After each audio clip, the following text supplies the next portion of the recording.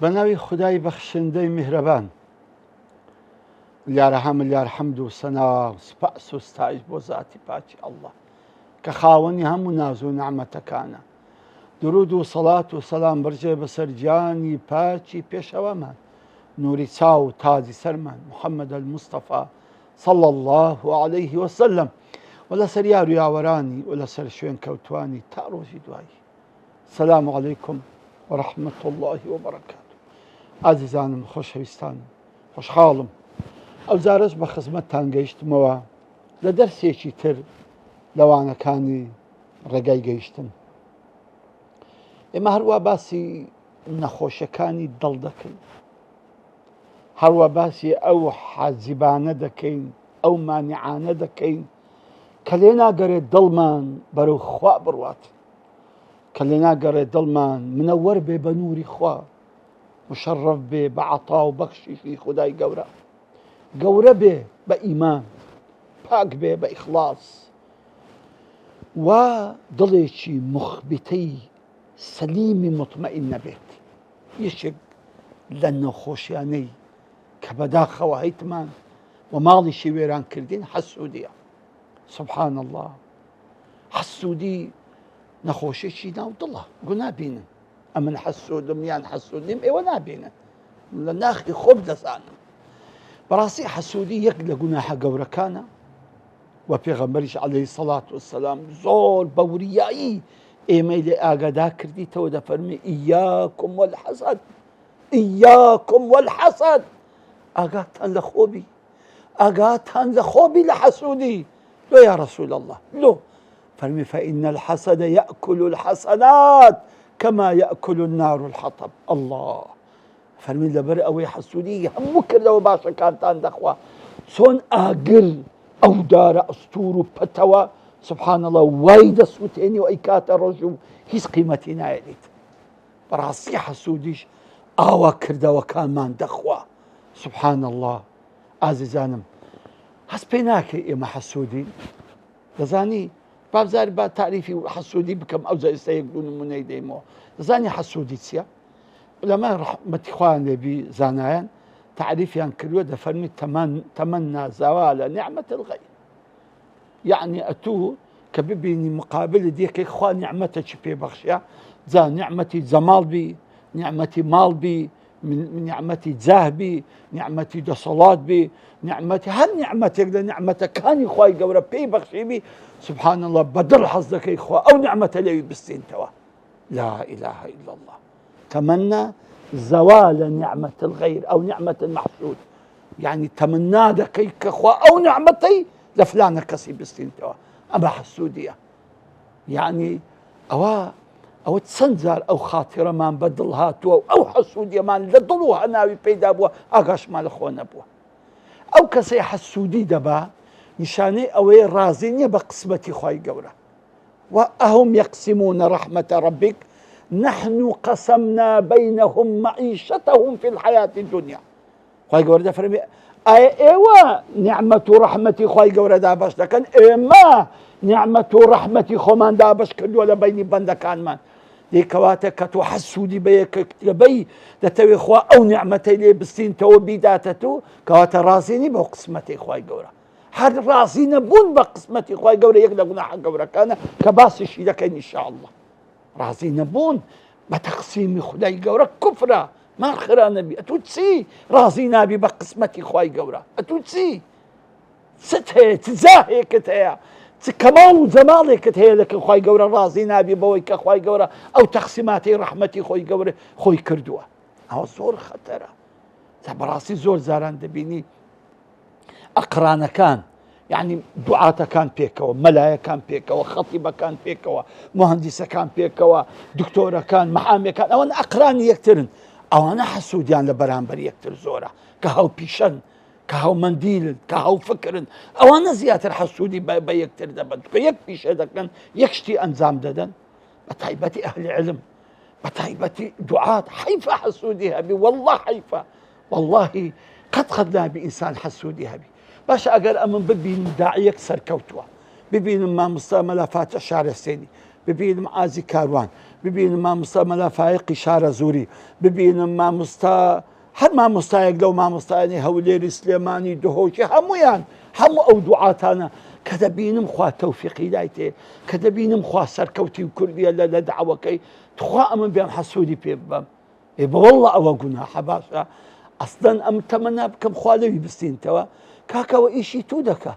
ئەوە هاتووە ئیشی تو سەهل دەکە باری پشتی توی سوک کردووە دەبایە دەستخۆشی لێ بکەی دەبایە پڕ بەدڵ دوعای لە بۆ بکەی بریا ڕەبی خوایە مۆفەقی کەی خوایە سەرکەوتووی کەی خوایە لێ قبوڵ کەی خوای گەورە زیاتر هاوکاری بی ئەوە نیشانی دڵ سافی و دڵ پاچیتە ئەوە نیشانی ئیخلاص و برایەتیتە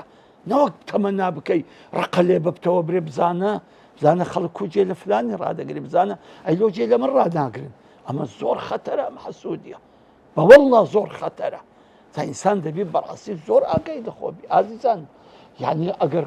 کەسێکت دێت خوا نیعمەتەکی پێبەخشی بوو بەدڵ دوعای خێری لە بۆ بکە دەزانی کەنجی دەزانی ئەتو حەسوودی یان حەسوودنی کاتێک کە برادەرێکت بە تەنیشتت دادەڕوە لاک ززەکی پێیە سیارێکی ئاخر مۆدیلی پێیە یان شەهادەیەکی گەورەی بەدەستهێناوە یان خوا نیعمەتەکی دای تێ ئەگەر تەمەشات کرد بەدڵ دوعای خێری لۆ کرد گوتت یا ڕەبی پیرۆزت بی یا ڕەبی لێت مبارەک بی وەڵڵاهی قابلی زیاترتە هەنجم بزانە ئەتو حەسوودنی ئەمە ئەوە چاوێک کرد تەمەشا کرد و ئەوە لە چی بوو ئەو چار ڕۆژ پێش ئێستا نانی نەبوو بخوا ئەو لاک ززەی لە چێ بوو ئەو خانی بە چ کڕی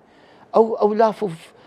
ئەو هەموو ناز و نیعمەتەی لە چێ بوو سبحان الله گومان بخەیتە پەیداکردنی گومان بخەیتە کڕسک و کەسابەتەکەی خوا دەزانی دەستی لەگەت چ مەسوولێک تێکەراو کردووە ئەو هەموو ناز و نیعمەتەی بە قسمت بووە بزانە ئەو نیشانی حەسوودیتە ئەو نیشانی کە کەیفت پێ نایە ئەو نیشانی ئەوەی کە ڕازینی بەو قسمەتەی کە خوای گەورە دای تێوی ئازیزانم بەڕاستی حەسوودی مارکاولکەرە جا سەرباری حەسوودی نەخۆشیی کەشی لەگەرە کە چاوپیسیە چکە هەموو چاوپیسەک حەسوودە بەڵام هەموو حەسوودێک چاوپیس نییە سبحان الله زۆر جاران حەسوودیەکە وەلێ دەکە کە چاویشت پیس بی العین حق پێغەمبەری خوا دەفەرمی صلی الله علیه وسلم بەڕاستی چاوی پیس حەقە و تەئسیریش دەکە ئازیزانم بەڵام ئەو کەسانی کە خۆ دەپارێزن لە چاوپیسی و سبەینان و ئێوارن ذکر و ئەورادی سبەینان و ئێوارنەکەن بەحیز دەترسێت حت نەترسێت چاوپیسی تەئسیر لەوان ناکە بەڵام دەبی بەڕاستی ئینسان یعنی زۆر خەتەرە ئەو حەسوودیە ئاگەر لە خۆ نەبی دەباتە گوناحەکی لە حەسوودیەکەی گەورەتریش ئەویش چاوی پیسە چاوی پیس کارەساتە ئازیزانم بەخوای چاوی پیس کارەساتە ئەوتە بڕۆ ئیبن القەیم الجەوزی هەزار ڕەحمەتی خوای دەبی بزانە چۆن باسی حەسوودی دەکا بزان چۆن باسی چاوی پیس دەکە کە چەند کاریگەری هەیە لەسەر خەڵکی چەند ماری خەڵکی پێکاول دەکەی چەند خەڵکی پێدەرەتان دەکەی چەند خەڵکی پێ نەخۆش دێخی چەند خەڵکی پێ معتەل دەکەی چەند خەڵک زەرەریان بەسای چاوی تو پێ دەکەوی لەباتەوەی تەمەشای هەر نیعمەتێکت کرد برێ ماشاء الله لا حول ولا قوة إلا بالله یەکسەر حەسوود چاو پیسەکە دەبڕی تیشکەکە لیزەرەکە دەبڕی و تەئسیر لێ ناکاتن ئازیزانم بەڕاستی حەسوودی و چاوی پیس دوو گوناحی زۆر کاولکارن کە بەڵام ئێمە هەستی پێ ناکەین ئێمە هەستی پێ ناکەین ئازیزانم بەڕاستی دەبێ ئینسان ئەو مانعی کە لێ ناگەڕێن نور و بەرەکەتی خوای گەورە و حتا و بەخششی خوای گەورە بەدڵی کەوێ و دڵت منەوەر بێ ئەو حەسوودیە ئازیزان بەڕاستی ئەو حەسوودەی لابێ یەکێک لە عیلاجی حەسوودی ئەوەیە کە بەڕاستی ئەتوو کەیفت بێ بە هەموو نیعمەتێک کە خوا بە عەبدی خۆی دەبەخشی کەیفت بێ دڵت پێ خۆش بی دوعای خێری بۆ بکەی بزانە پێغەمبەری خوا دەفەرمی صلی الله علیه وسلم دەفەرمی چار کەس وەکو یەک چکە من لۆیە ئەو حەدیسەیە باز دەکەم چکە غیبتەشمان هەیە و حەسوودیشمانی ئێستا فەرقەکەتان پێ دەڵێم غیبتە چییە و حەسوودی چییە غیبتە ئەوەیە کە ئەتۆ نیعمەتێکی لەسەر یەکەکی دەبینی زۆر دڵت پێ خۆش دەبی کە ئەو کەسە خوا ئەو نیعمەتەی بەخشیە بەڵام تەمەناش دەکەی خوا بداتە تو بەڵام ئیوی لا نەبە زیادی کە بەڵام ئەگە تەمەنات کرد ئیوی لا ببە و بداتە تو ئەوە حەسوودیە زاني فرقكي سيا فرقكي ويأتو تمناناك إخوة أو نعمتي لفلاني بسنين توا بلكو تمنادك إخوة زيادة بكا بركتي تبكا بلام أو نعمتش بداتتو دوي بيغمبر إخوة عليه الصلاة والسلام دفرمي خلق صار زوري كان خوي قورا مالي دايتي بو مالي خير وخيراتك زوري بيدكا زوري دوم كسيك أخوة مالي ندايتي هي سينية يقول والله أمن وكو فلان مهبايا والله وكو فلاني أوهم خير وحسنات ذكر خوايا إي فلاني زياد كي بركتي تبكي دفرمي أود وكو يكن سبحان الله بس غبتي كرد ولا ناو ضلي حزي كرد خوا وشي أو دولة من بداية دولة من دي بدايته حتى وكو أو دولة من دي خير وخيرات بك دفرمي أود وكو يكن يعني هردو خير ياندقاتي يعني هم كابراي دولة من بخير وخيراتي خوي كابراي دوم بنيتي باتشي خوي زور زاران النية خير من العمل زور زاران نيتي باك زور عملك قورة ترى أو زار كابرايك سيب كس كابرايك كخواي قورة علمي دايتي بو علمي براستي خلقك زور استفادة دي دكان بو قرآني لبريتي بو علمي كهيتي براستي خلقك زور استفادة دي دكان كابرايك هيت علمية بلام دري والله خواي قورة أجا وكو فلان كسي علم بهبايا أمش وكو فلان مذكر أوها بلاو مذكر دو أوها خلقم به هداية دو ونور بركة بلاو مذكر دو بلاو خواي تو زياتينيش بدايوي وموفقي بكي دفرمي أود وش وكو يكن سبحان الله بزانا عزيزي من أتو بنيتي باتشي خود كنعمتي شي خواي قورة ديتو ودعاء لبوكر خوا أو نعمتي زيادة بكاو بركتي باويتو وتمناش كر خواي قورة أو نعمتي بداتتو تاك وكو أو كسا أوها أو نعمتي ببخشيو خلقت خير لي ببيني بوالله أتوش نفسي أزلو باداش دقاتي كواتب زان سم فرقي هبو دقار حسودي بدل حظ ذكر خوا أو نعمتي لفلانة كسي بالصيني بلان بداتتو زخو زور نعمتي تم حسودي شي بي بهيس بي نابريتو بس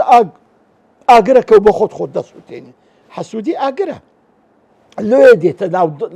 للضلد او اقرا بيدا دبي ديت تساوتو لتساوت دردسي كتوشي تساوي بيس دبي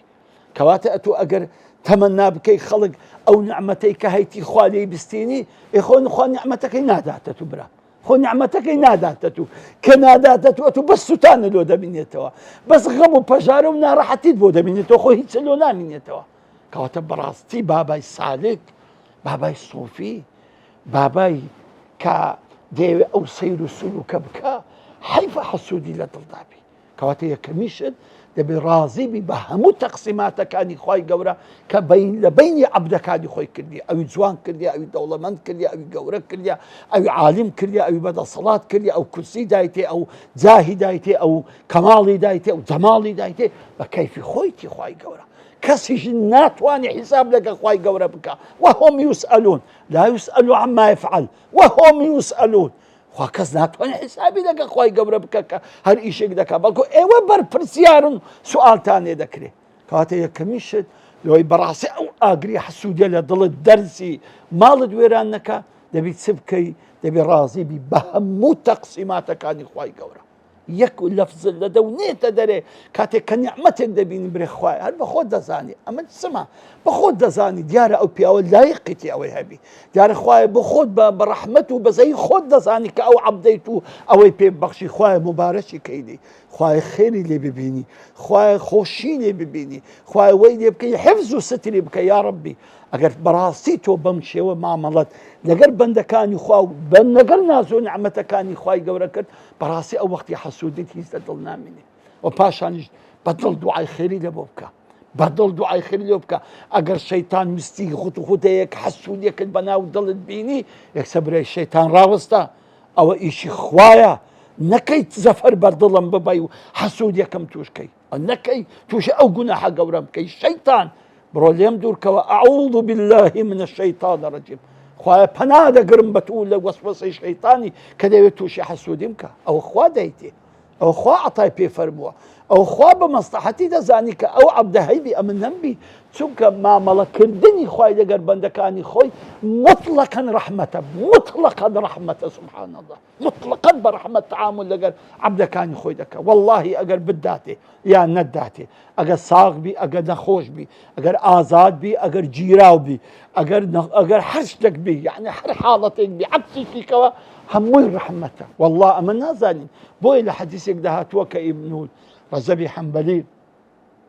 لە کتێبی شەرحی ئەربعین نەوویەی دەکاتن، لەوەی حەدیثێک ڕیوایەت دەکات دەفەرمی ئەو کۆتایی بە وتارەکەی دێنم، دەفەرمی پێغەمبەری خوا عەلەیهی سەڵات وسەلام خوا دەفەرمی هەندێک لە بەندەکانی خۆم فەقیر دەکەم، دەزانم ئەگە دەوڵەمەندی کەم بە هیلاک دەستی، هەندێک بەندەکانی خۆم